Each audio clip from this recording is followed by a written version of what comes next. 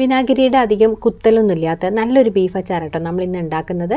അപ്പോൾ അതിനായിട്ട് ചെറിയ പീസായിട്ട് കട്ട് ചെയ്തിട്ടുള്ള ബീഫിലേക്ക് ഞാനിതാ മഞ്ഞൾപ്പൊടി, മുളക് പൊടി, മല്ലിപ്പൊടി, ഉപ്പ് ഇത്രയും ചേർത്ത് കൊടുത്തിട്ട് നന്നായിട്ടൊന്ന് മിക്സ് ചെയ്ത് കൊടുക്കുന്നുണ്ട്.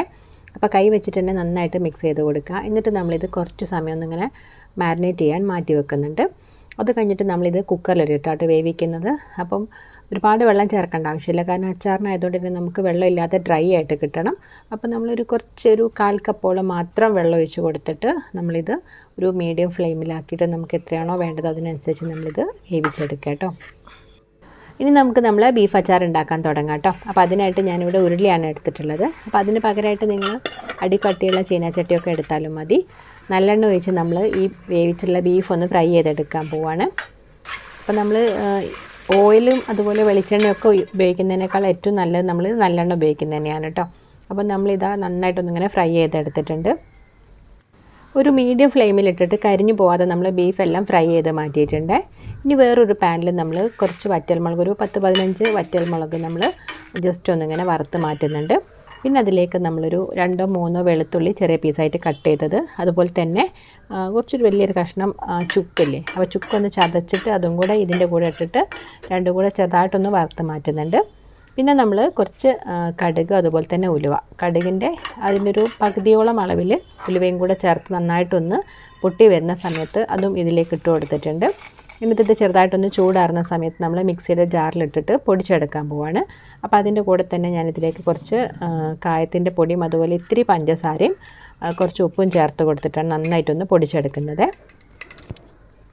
എല്ലാം കൂടെ നമ്മളിതാ നന്നായിട്ടൊന്നിങ്ങനെ പൊടിച്ചെടുത്തിട്ടുണ്ട് കേട്ടോ. ഇനി ആ ഒരു സെയിം ജാറിൽ തന്നെ നമ്മൾ കുറച്ച് ഇഞ്ചി ഒന്നിങ്ങനെ തൊലിയൊക്കെ കളഞ്ഞിട്ട് കട്ട് ചെയ്ത് ചേർത്ത് കൊടുത്ത് ജസ്റ്റ് ഒന്നിങ്ങനെ ചതച്ചെടുക്കുന്നുണ്ട്. അപ്പോൾ അത് മാറ്റിയതിന് ശേഷം നമ്മൾ അതിൽ തന്നെ കുറച്ചും കൂടെ വെളുത്തുള്ളിയും കൂടെ റെഡിയാക്കി എടുക്കുകയാണ്. അപ്പോൾ രണ്ടും ഒരുമിച്ച് ചെയ്യേണ്ട, ഇതുപോലെ വേറെ വേറെ ആക്കിയിട്ട് നമ്മളിതുപോലെ ഒന്നിങ്ങനെ ചതച്ച് മാറ്റി വെക്കുകയാണ്. ഇനി നമ്മൾ നേരത്തെ ബീഫ് ഫ്രൈ ചെയ്തിട്ടുണ്ടായിരുന്ന എണ്ണയിലേക്ക് കടുക് ഇട്ട് പൊട്ടിയതിന് ശേഷം കറിവേപ്പില, അതുപോലെ തന്നെ നമ്മൾ ചതച്ച് വെച്ചിട്ടുണ്ടായിരുന്ന വെളുത്തുള്ളി ഒരു 3/4 ഭാഗത്തോളം ഇട്ട് കൊടുത്തിട്ടുണ്ട്. അതുപോലെ തന്നെ ഇഞ്ചി ചതച്ചത്, പിന്നെ ഒരു 2-3 പച്ചമുളക് വട്ടത്തിലിങ്ങനെ ചെറുതായിട്ട് കട്ട് ചെയ്തും ചേർത്ത് കൊടുത്ത് നമ്മൾ നന്നായിട്ടൊന്ന് ആ എണ്ണയിൽ ഒന്നിങ്ങനെ മൂപ്പിച്ചെടുക്കുകയാണ്. നന്നായിട്ട് ആ ഒരു ഇഞ്ചിയും വെളുത്തുള്ളിയൊക്കെ എണ്ണയിൽ കിടന്നൊന്നിങ്ങനെ ഫ്രൈ ആയ സമയത്ത് നമ്മൾ ഇതിലേക്ക് കുറച്ച് പുളി പിഴിഞ്ഞതാണ് ചേർത്ത് കൊടുക്കുന്നത്.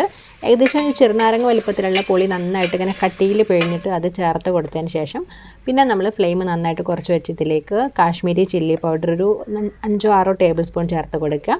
കൂടെ തന്നെ നമ്മൾ നേരത്തെ പൊടിച്ച് വെച്ചിട്ടുണ്ടായിരുന്ന മസാല ഉണ്ടല്ലോ, അപ്പോൾ അത് ഞാൻ കംപ്ലീറ്റ് ആയിട്ടും ചേർത്ത് കൊടുത്തിട്ടുണ്ട്. ഇനി നമ്മളിതെല്ലാം കൂടെ നന്നായിട്ടൊന്ന് മിക്സ് ചെയ്തെടുക്കാൻ കേട്ടോ. അപ്പോൾ വേണമെന്നുണ്ടെങ്കിൽ നിങ്ങൾക്ക് എണ്ണ ഒഴിച്ച് കൊടുക്കാം. അപ്പോൾ ഞാനിപ്പോൾ എണ്ണ ഒഴിക്കുന്നില്ല, ബീഫും കൂടെ ചേർത്തിട്ട് അതിൽ അത്യാവശ്യം എണ്ണ ഉണ്ടല്ലോ, അപ്പോൾ നോക്കിയിട്ട് ചേർക്കാമെന്ന് വിചാരിച്ചു. അപ്പോൾ ഇത് നല്ല രീതിയിൽ തന്നെ ഒന്നിങ്ങനെ മിക്സ് ചെയ്തതിന് ശേഷം ഞാനിവിടെ കുറേശ്ശെയായിട്ട് വിനാഗിരിയാണ് ഒഴിച്ച് കൊടുക്കുന്നത്. എന്നിട്ട് നമ്മൾ നല്ല രീതിയിലൊന്ന് മിക്സ് ആക്കി എടുക്കുക.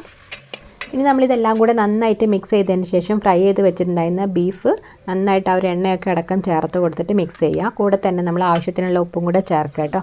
നമ്മളിത് ബീഫ് ഫ്രൈ ചെയ്യുന്ന സമയത്ത് കുറച്ച് ഉപ്പ് ചേർത്തിട്ടുണ്ടായിരുന്നു, അതുപോലെ അച്ചാറപ്പൊടിയിലും കുറച്ച് മാത്രം ഉപ്പ് ചേർത്തു. അതൊക്കെ നോക്കിയിട്ട് നമ്മൾ എത്രയാണോ ഉപ്പ് വേണ്ടത് അതിനനുസരിച്ച് ചേർത്ത് കൊടുത്ത് നല്ല രീതിയിൽ മിക്സ് ചെയ്തിട്ട് നമ്മൾ ഇതൊന്ന് കുറച്ച് ലൂസാക്കാനായിട്ട് ചൂടുവെള്ളം ഒഴിച്ച് കൊടുക്കുന്നുണ്ട്. ഇതെല്ലാം കൂടെ നമ്മൾ മിക്സ് ചെയ്ത് പിന്നെ കുറച്ച് കഴിയുമ്പോൾ അത് ഡ്രൈ ആവട്ടെ, അപ്പോൾ അതിനനുസരിച്ച് നമ്മൾ വെള്ളം ഒഴിച്ച് കൊടുക്കുക. എന്നിട്ട് എല്ലാം നന്നായിട്ട് മിക്സ് ചെയ്ത് റെഡിയാക്കി എടുത്തിട്ടുണ്ട്. ഇപ്പോൾ എണ്ണയൊക്കെ കറക്റ്റാണ്. അപ്പോൾ നിങ്ങൾക്ക് വേണമെന്നുണ്ടെങ്കിൽ കുറച്ചുകൂടി എണ്ണ ചേർത്ത് കൊടുക്കാം. നമ്മൾ പുളിവെള്ളമൊക്കെ ചേർത്തുകൊണ്ട് തന്നെ വിനാഗിരി അധികം ചേർത്തിട്ടില്ല. നല്ല പെർഫെക്റ്റ് ആയിട്ടൊരു അച്ചാർ ഞാൻ ട്രൈ ചെയ്ത് നോക്കിയിട്ട് ഫീഡ്ബാക്ക്സ് അറിയിക്കാം.